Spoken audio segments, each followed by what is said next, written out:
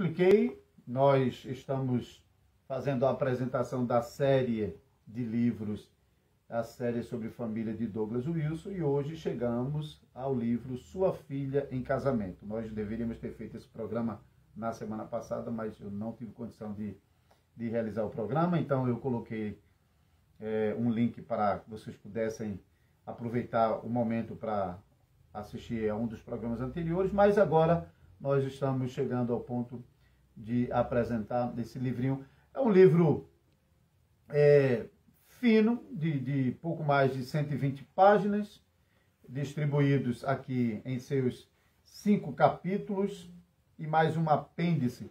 Interessante o apêndice desse livro aqui, inclusive eu pretendo depois gravar o áudio, um tipo de podcast para disponibilizar, para ouvir, porque é bem interessante. No apêndice tem uma pequena história onde um homem se aproxima da entrada de uma cidade onde tem uma mulher, então ele pede para beber da fonte daquela mulher. Então se desenvolve um diálogo e por meio desse diálogo ele procura explorar alguns princípios que ele está usando aqui também nesse livro. É muito interessante isso. Então, se você já leu o livro e desprezou o apêndice que tem lá no final, eu recomendo que você volte e leia esse apêndice. Ele é bem interessante, porque procura mostrar realmente aqueles princípios que foram explorados aqui, como o homem deve realmente se apresentar, procurar, buscar uma mulher e o modo como ele deve fazer isso. Então, muito interessante. Então, os 5 capítulos que nós temos nesse livro: a autoridade dos pais, preparando filhos para o cortejo, preparando filhas para o cortejo, culminação do cortejo e detalhes do cortejo. Esse livro aqui, realmente, ele veio preencher um vazio. Eu, como pastor reformado, já desde que estava em Maceió, já vinha trabalhando sobre esse aspecto de cortejo, porque é um aspecto que estava um pouco perdido. Infelizmente, a palavra namoro hoje, na nossa cultura, não somente na nossa, mas falando particularmente na nossa cultura, inclusive no meio dos cristãos, a palavra namoro, infelizmente, é uma palavra que parece que serve para dar a licença para que o rapaz e a moça se explorem mutuamente. Então, infelizmente, embora o namoro não é uma coisa em si errada, mas infelizmente tem sido usado muito mais para antecipar o desfruto do casamento do que para assumir antecipadamente as responsabilidades do casamento, como é o que a gente vê na palavra de Deus, por exemplo, com José assumindo responsabilidades sobre Maria, mas não antecipando as intimidades que pertencem à exclusividade do casamento. Então, nós vamos rapidamente abordar 2 ou talvez os 3 primeiros capítulos, muito brevemente. Eu quero falar um pouco mais no primeiro e os outros 2 capítulos, somente colocando alguns pontos que ele explora aqui no livrinho, mas especialmente nesse primeiro capítulo. Uma coisa que quem já leu algum livro, não sei se você já leu algum livro, todos os livros dessa coleção de Douglas Wilson, e de vez em quando você pode perceber que ele usa linguagens direta e às vezes linguagem até forte. Especialmente naquele livro, O Marido, Fidelidade, às vezes ele usa realmente expressões bem fortes. Então, você não precisa concordar com tudo que ele fala, com tudo que ele escreve aqui, mas eu acho que ainda vale a pena você considerar as coisas que ele está colocando e avaliar como você, por exemplo, pode aplicar isso no seu próprio contexto. Cada família tem o seu próprio contexto e, de vez em quando, não é uma coisa muito simples para pegarmos princípios que outras famílias já estão conseguindo fazer e aplicar à sua própria realidade. Mas pais têm uma responsabilidade muito grande realmente de começar a preparar o seu lar para estabelecer as bases para a futura geração, a fim de que a fé que nós confessamos em Cristo Jesus agora possa continuar em nossa família na geração seguinte. Se não tivermos zelo no preparo da nossa família, então a gente está contribuindo imensamente para que a fé cristã que nós confessamos, ela possa ser perdida na geração seguinte, tá bom? Então, não precisa você realmente tomar tudo para aplicar sobre sua vida, mas vale a pena considerar as coisas que ele está colocando aqui. Então, considere comprar esse livrinho, Sua Filha em Casamento, ou adquirir a coleção completa da série Família de Douglas Wilson, da editora Cleary.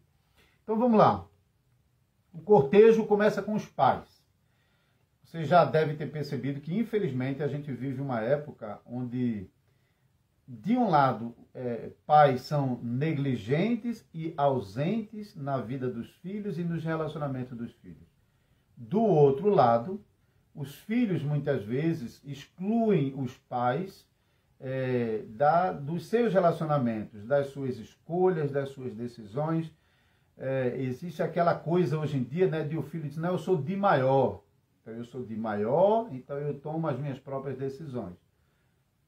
Mais ou menos isso, hein? É possível, sim. Claro que um jovem sendo já de maior, ele realmente conquista uma série de autonomia. Mas, primeiro, enquanto os jovens, moços e rapazes estão dentro da casa dos pais, o fato de que eles são de maior não lhe dão completa autonomia. Estão dentro da casa dos pais, eles devem se submeter à autoridade dos pais e respeitar a autoridade dos pais.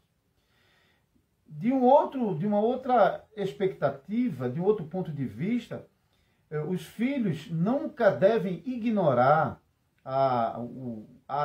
tanto a responsabilidade que os pais têm sobre eles, quanto também o cuidado dos pais para com eles. Então, filhos que realmente estão tratando a participação dos pais na sua vida, particularmente nos seus relacionamentos, realmente não estão fazendo aquilo que é certo e que a gente pode tirar exemplos bíblicos. Nós não vemos exemplos bíblicos onde moças e rapazes se declaram autônomos e se independem dos pais para viver uma vida conforme querem. Isso não é muito assim. Então, de um lado, eu estou falando com certo cuidado porque eu reconheço que a gente vive época onde essa autonomia é muito mais comum hoje, não é? É muito mais acentuada hoje, especialmente na era dos trabalhos muito cedo, na era das faculdades que existem longe da casa dos pais, onde os filhos às vezes têm de viajar e já têm de morar em outros lugares por causa de estudo, por causa de trabalho. O mundo realmente hoje é bem diferente e temos de reconhecer que essas coisas às vezes são necessárias. Mas, apesar disso, filhos não devem desprezar que os pais têm lugar na vida dos filhos.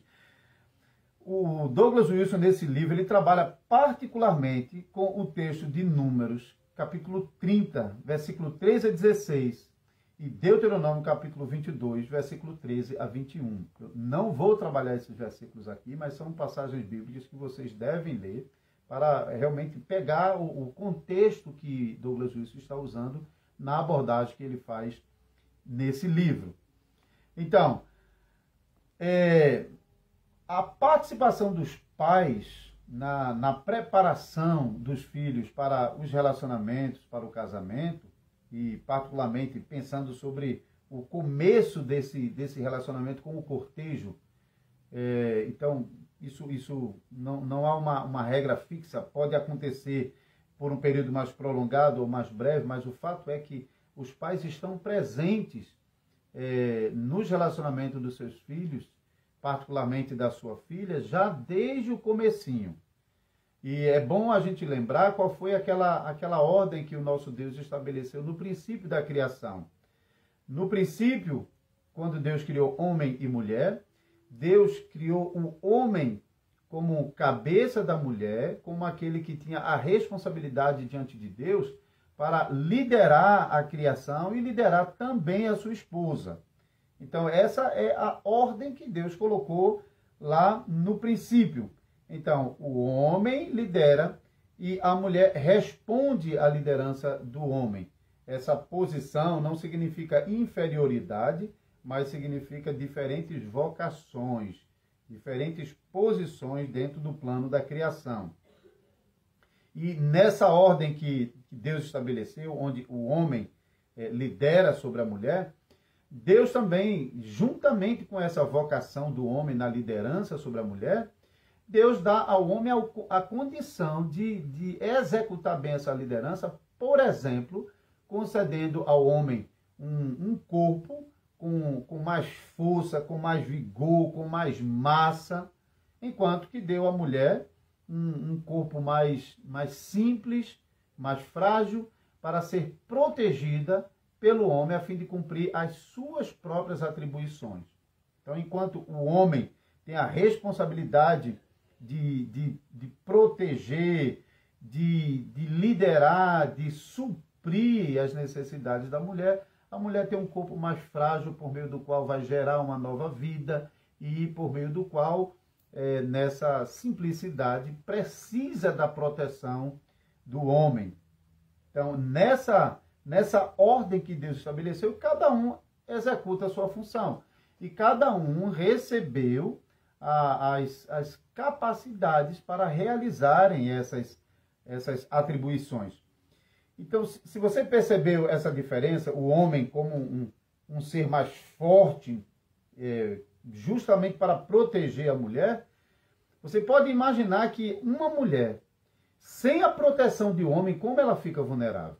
Eu tenho certeza que se tem alguém assistindo o programa na condição de uma mulher que não tem o convívio de um homem, ela sente essa falta, não somente da companhia ou por causa de necessidades físicas, mas a proteção mesmo de um homem, saber que tem um homem ali para suprir certas necessidades e para protegê-la. Isso é natural, isso faz parte dessa estrutura de criação que Deus estabeleceu. Então, nessa estrutura de criação, a mulher sempre está debaixo da autoridade de um homem.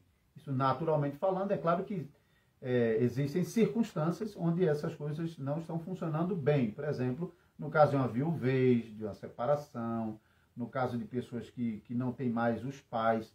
Mas veja que, desde a criação, a mulher sempre está no amparo de um homem. Enquanto ela é solteira, ela está debaixo do amparo dos seus pais, do seu pai. Então, a mulher solteira está debaixo da proteção do seu pai. E ela sai da proteção do seu pai para a proteção do marido.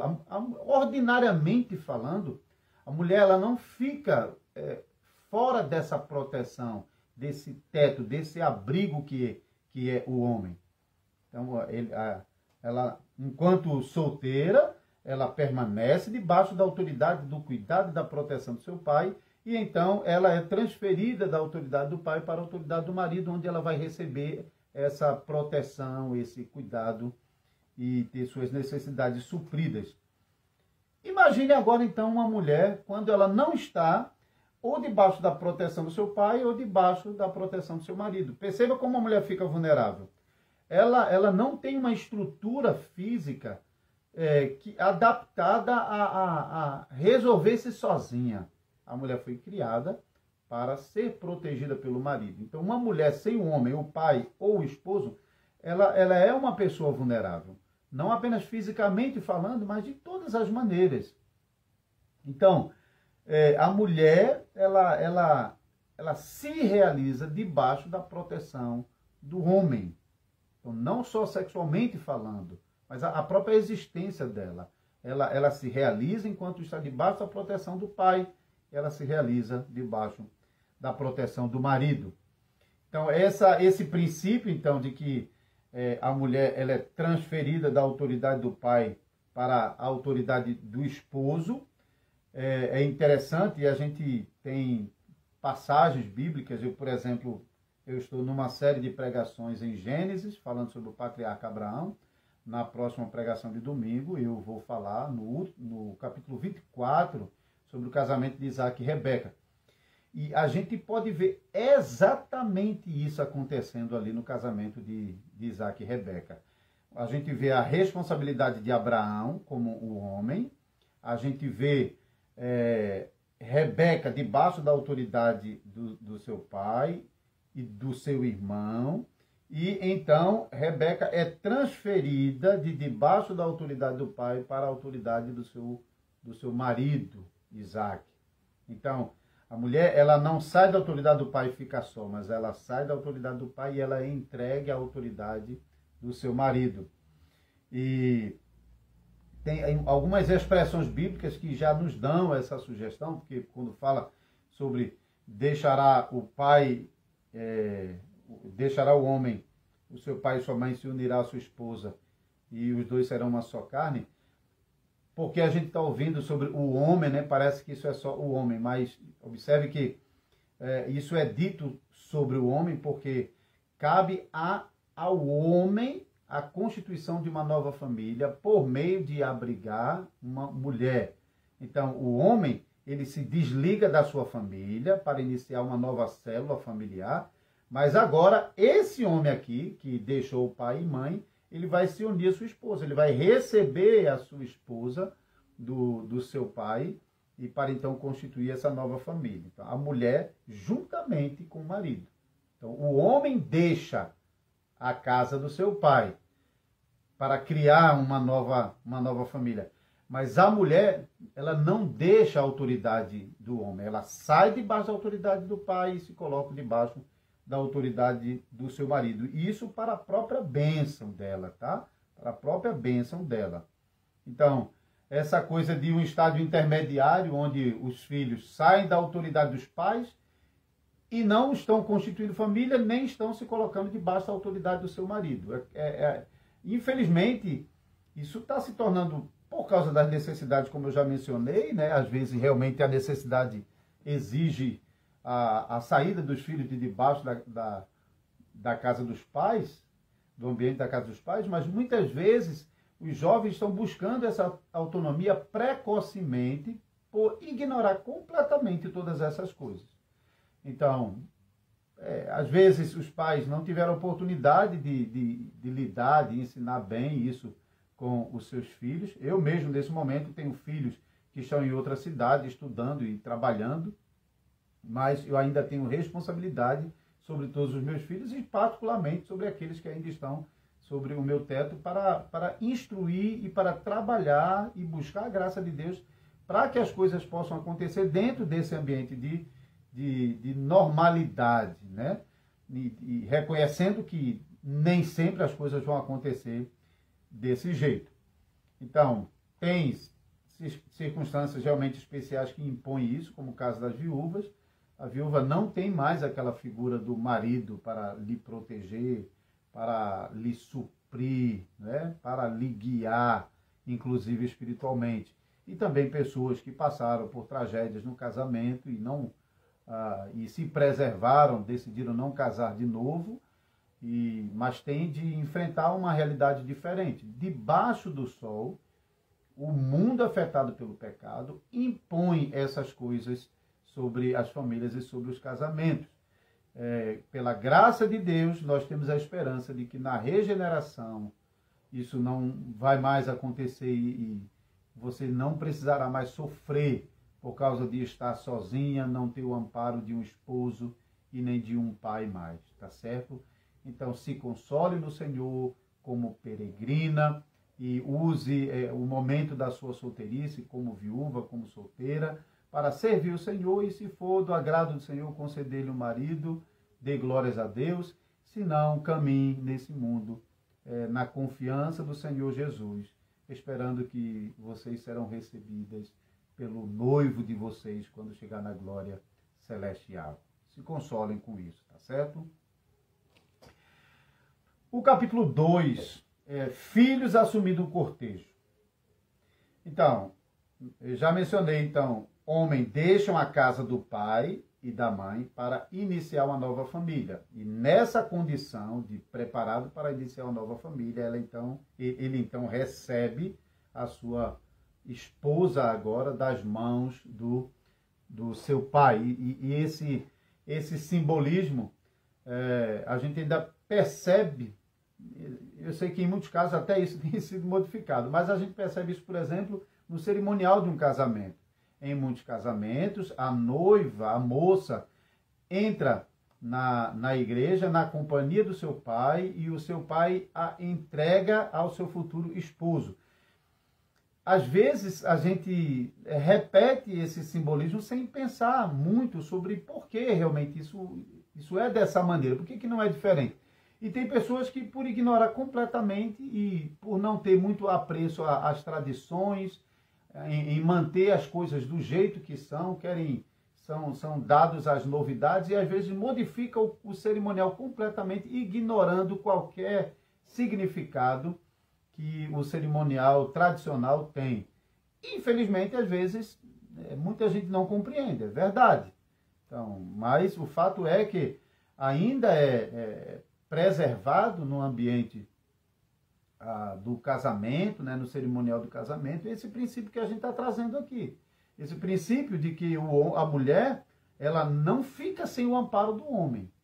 Deus constituiu a mulher para ser amparada pelo homem, do seu pai, transferido para o seu marido. Então, o homem, aqueles que nasceram homens, se você está acompanhando esse estudo, então, você nasceu homem, você nasceu com uma vocação de liderar. Se Deus conceder a você a graça de constituir um casamento, então você recebe de Deus essa autoridade, essa legitimidade para liderar a sua família, a sua esposa e os filhos que Deus venha lhe dar. Então, a mulher, do outro lado, ela tem que compreender que ela foi dada ao homem para ser protegida pelo homem, amparada pelo homem e cooperar com o homem no mandato que ele recebeu. Então, as mulheres não devem de jeito nenhum, não se iluda com a mentira da serpente que está espalhada nesse mundo, de que a mulher só pode ser plenamente realizada se ela conquistar sua plena autonomia. Essa plena autonomia significa sair de debaixo do amparo do homem. Isso não é bênção. A Bíblia não coloca isso em termos de bênção, não. A bênção está em você permanecer debaixo do cuidado do homem, porque foi assim que Deus criou homem e mulher, e foi nessa relação que Deus colocou. Então, se você, moça, está debaixo do cuidado dos seus pais, não despreze isso. E se você já casou e está debaixo do cuidado do seu esposo, não despreze isso. Tá bom? Então, homens que foram chamados a liderar e que em algum momento deixarão a casa do seu pai e da sua mãe para começar uma nova família, então deve estar pronto a sair em busca da sua esposa. O homem foi feito para isso, o homem foi feito para sair em busca. É muito triste, a gente sabe, infelizmente, por fraqueza masculina mesmo, por déficit masculino, muitas vezes, homens são passivos nessa saída, nessa busca para conquistar a sua esposa. Então, a esposa precisa ser tirada da casa dos pais, liberada da casa dos pais para ser entregue, então, a esse homem. E muitas vezes o que a gente vê hoje é um papel completamente inverso, onde as mulheres estão correndo atrás dos rapazes. Então, isso não tem nada a ver com o cortejo bíblico. O cortejo bíblico nós podemos ver no texto que eu já mencionei, de Gênesis 24, onde Abraão manda o servo ir à casa dos pais da moça para trazer de lá uma esposa para seu filho Isaque. E quando ela vem chegando, Isaque sai ao encontro da comitiva para recebê-la. Então, essa coisa de o homem, ele sai, ele se expõe, ele se apresenta, ele vai em busca, ele é aquele que lidera, ele é aquele que conquista. A mulher tem que ser conquistada, a mulher tem que ser ganha, ela tem que ser amparada. Isso faz parte do cortejo e do cavalheirismo. Então, parece uma coisa sutil, mas esse aspecto de um homem de iniciativa, esse homem enche a mulher de confiança e enche a mulher de segurança. Ela sabe que ela não está deixando a casa dos pais, onde ela tinha o seu conforto, o seu amparo, o seu cuidado, sua proteção, sua segurança, para se colocar debaixo de um teto que ela não sabe se pode cair na sua cabeça. A mulher, ela tem que ter completa segurança de que ela, deixando o amparo e a segurança da casa dos seus pais, ela será cuidada, amparada pelo seu esposo. Então, o homem tem que ter na sua consciência de que ele tem uma grande responsabilidade de cuidar da sua esposa, de proteger a sua esposa, de amparar, de deixar ela cheia de confiança. Esse aspecto mesmo de a mulher ser cheia de confiança é até um assunto que eu estou desenvolvendo para usar em outro momento, porque é uma coisa em falta hoje. Então, essa questão da confiança, da segurança, não é só segurança no sentido de não ter medo de alguém vir para agredir, para matar, para estuprar. Não é. A segurança que a mulher precisa ter é em todos os aspectos. Na fidelidade do marido a ela, nas responsabilidades do marido sobre a casa, na proteção da mulher no ambiente que ela vive, em fornecer a ela um ambiente seguro, confortável, onde ela possa desenvolver as suas habilidades como esposa, como mãe. Então, essa segurança se desenvolve de muitas maneiras. O homem tem que fazer por onde a mulher se sinta segura. E só para dar um exemplo, eu não quero explorar muito esse aspecto aqui. Falando do ponto de vista da segurança na fidelidade. Eu sei que, às vezes, por necessidade, o celular precisa ter um código de segurança. Isso, eu reconheço isso, que às vezes precisa por causa de criança ou porque tem coisas confidenciais. Mas, mesmo assim, um marido que não pode ficar usando o celular virado para o lado da mulher, ou que a mulher não pode tocar no celular, assim, por mais que tente se justificar que tem alguma coisa que é necessário que seja protegido, porque é de cunho privado, e eu reconheço isso, eu como pastor também entendo isso e sei o que é isso. Mas, ao mesmo tempo, imagine como uma esposa pode ter confiança no seu esposo se ela não pode ter acesso às informações, a nenhuma informação que é dele. Toda informação é controlada, toda informação é velada a ela. Imagine, não pode se aproximar do computador que abaixa a tampa do notebook, ou que desliga a tela do computador. Não pode pegar o celular que está lá com código. Às vezes, a ausência do marido de casa em momentos que não condiz com o seu ambiente de trabalho. Mais tempo do esposo com amigos do que oferecendo à esposa outros momentos de lazer, por exemplo. Perceba, como a mulher pode ter confiança, pode ter segurança, como ela pode se sentir protegida. Essa mulher, embora ela está debaixo de um teto, ela está vulnerável, como se esse teto fosse cair sobre a cabeça dela a qualquer momento. Então, o homem foi chamado a liderar. O apóstolo Paulo, lá em Efésios capítulo 5, quando vai falar a partir do versículo 15 sobre os papéis de homem e mulher, diz que o homem deve amar a sua esposa. Sabe o que significa isso? Significa que o homem deve estar pronto a abrir mão da sua própria vida para promover a vida da sua esposa. Então, se nós, homem e mulher, dizemos não vivo eu, mas Cristo vive em mim, o homem deve dizer isso em relação à sua mulher: não vivo mais para mim, mas vivo para ela. Então, o homem, de fato, ele tem que abrir mão de si mesmo para dedicar a sua vida à sua esposa, promover a sua esposa, em oferecer segurança e conforto para a sua esposa. Então, homens têm uma grande responsabilidade para assumir esse compromisso de liderança ativa e amorosa para a sua futura esposa. Então, um rapaz que na igreja já não demonstra isso agora, que segurança um pai vai ter de pegar a sua esposa e entregar a sua esposa para um indivíduo desse? Um pai pegar e permitir que a sua esposa saia, sua filha, melhor dizendo, saia do conforto de sua casa, da segurança de sua casa, para ir para debaixo dos cuidados de um homem que ninguém tem confiança nele.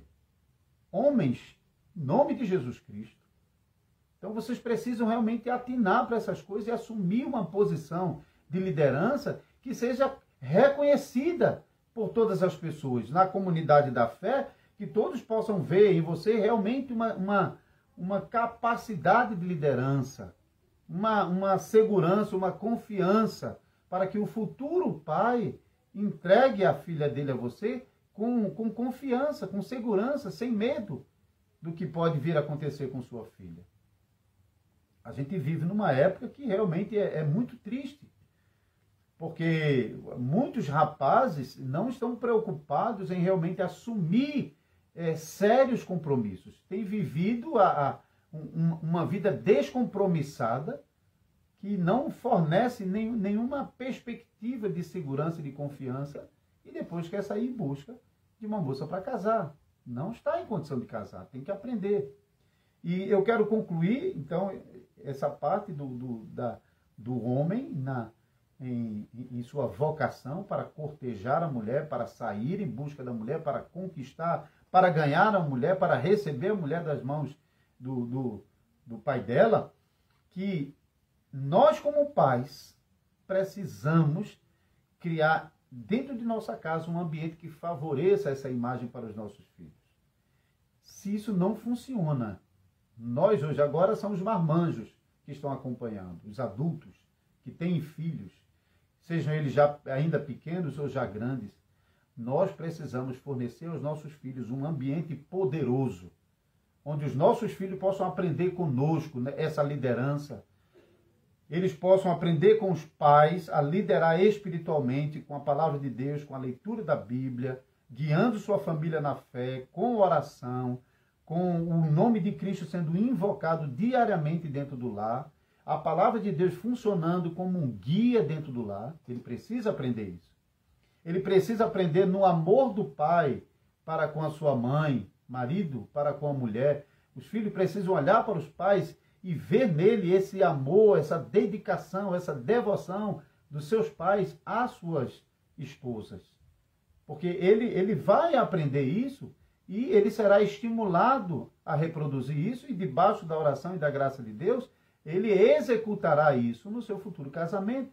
Mas se em casa isso já não está funcionando, então observe como os pais estão contribuindo de alguma maneira para possíveis fracassos dos seus filhos. Então, o papel que o filho vai exercer iniciando a nova família depende em boa maneira do espelho que ele está vendo no seu próprio pai. E para concluir, então, as filhas do outro lado, deixando a casa dos seus pais, não para se tornar autônoma, mas para se colocar debaixo do cuidado e da autoridade do seu esposo, essa mulher, ela também está saindo de debaixo do cuidado dos seus pais para se abrigar debaixo dos cuidados do seu marido e para complementá-lo, para supri-lo. A mulher, ela está presente na vida do homem integralmente. Todas as áreas da vida do homem, a mulher está presente.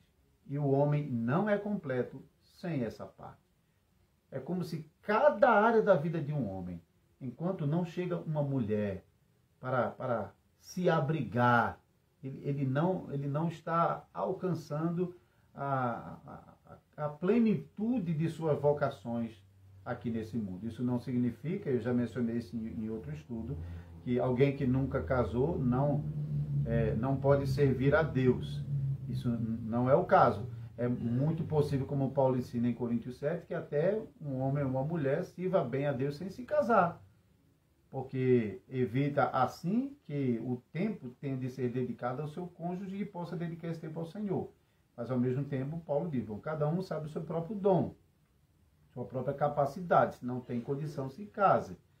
Então, é possível sim, mas ele não estará completo na sua vocação como homem enquanto ele não estiver exercendo abrigo a uma mulher. E uma mulher não terá essa vocação plenamente realizada enquanto ela não estiver lá complementando o homem que está ali abrigando. Essa combinação, ela tem que acontecer para que realmente o plano de Deus para nós, enquanto família, possa se realizar de uma forma mais plena, inclusive na geração de filhos. Então, a mulher, diferentemente do homem, ela é buscada, ela é ganhada, ela é conquistada, ela é alcançada, ela é recebida das mãos dos seus pais pelo seu esposo. Então, essa mulher, ela mantém essa posição de mulher, mantém na sua fragilidade. Isso não é uma fraqueza, mas faz parte da sua vocação. A mulher ela recebeu um corpo, por exemplo, para gerar uma nova vida. No momento em que ela está gerando uma vida, fisicamente falando, ela é extremamente vulnerável. Então, ela precisa do amparo mais ainda de um homem. Então, esse aspecto da simplicidade da mulher, não perca, mulher. Mulher cristã, não perca isso. Você que ainda é solteira e que haverá de se casar, ou você que já é casada, você não perca isso, não. Eu sei que não temos como desenvolver isso aqui, mas é uma outra situação no caso de famílias já estabelecidas onde isso não está funcionando bem. Então, nesses casos, realmente é preciso que haja um trabalho mais próximo, nas conversas mais próximas com o casal para ir realmente abrindo a palavra de Deus e acertando essas coisas e insistindo no compromisso que cada um tem que exercer. Tá certo? Mas assim, desde já tenha isso na sua mente. Mulheres, não abandonem essa posição honrosa que Deus colocou você debaixo do abrigo de um homem. Mesmo se esse homem estiver falhando, tiver fraquezas, não estiver correspondendo, tenha paciência, ore a Deus, para que Deus realmente possa ser misericordioso e possa realmente mudar essa situação. Mas não tente corrigir isso fugindo dessa posição em relação ao seu marido. E mais uma vez, essa submissão alegre que a mulher deve manter pelo homem, pai e esposo, deve ser aprendida dentro de casa.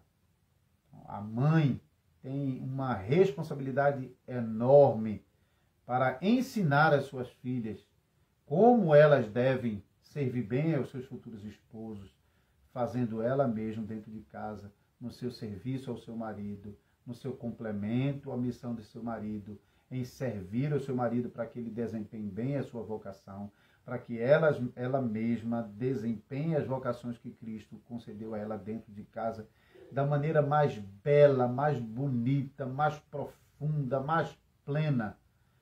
Claro que, dizendo isso, eu não estou eliminando que muitas vezes é um grande desafio para homem e para mulher, porque somos pecadores. Mas a despeito disso, nós sabemos o que Deus quer de nós. E é com base naquilo que Deus quer de nós que nós devemos buscar a graça de Deus para que possamos, então, viver no casamento aquilo que Deus estabeleceu para nós. Tá certo? Então, se os pais exercem liderança amorosa, filhos e filhas aprendem com pai e mãe os papéis de liderança amorosa e também de serviço e submissão alegre por parte da mulher nos seus futuros casamentos. Mais uma vez, homens buscam, mulheres são encontradas, homens assumem riscos, mulheres são protegidas, homens provêem, mulheres são providas. Tá certo? Esses princípios devem estar no casamento. Um tipo de namoro que não tem essas referências, um tipo de namoro onde o homem ou a mulher só está buscando benefícios, só está buscando explorar e retirar alguma coisa um do outro que não lhe pertence ainda, que isso é até um tipo de roubo, porque não é propriedade dele. No casamento, o corpo do homem torna-se propriedade da mulher. O corpo da mulher torna-se propriedade do homem, mas isso não acontece fora do casamento. Então, a violação fora do casamento constitui-se pecado e roubo, porque você está tirando uma coisa que ainda não é seu e está tirando uma coisa que pode vir a ser de outra pessoa. Então, você está violando o direito de outra pessoa. Então, em nome de Jesus Cristo, jovens que ainda estão no caminho para casamento, considerem essas coisas, e pais, não negligenciem a responsabilidade de vocês de servirem de modelo para que seus filhos e filhas possam aprender de maneira correta os papéis que eles precisam realizar dentro do seu casamento. Tá bom?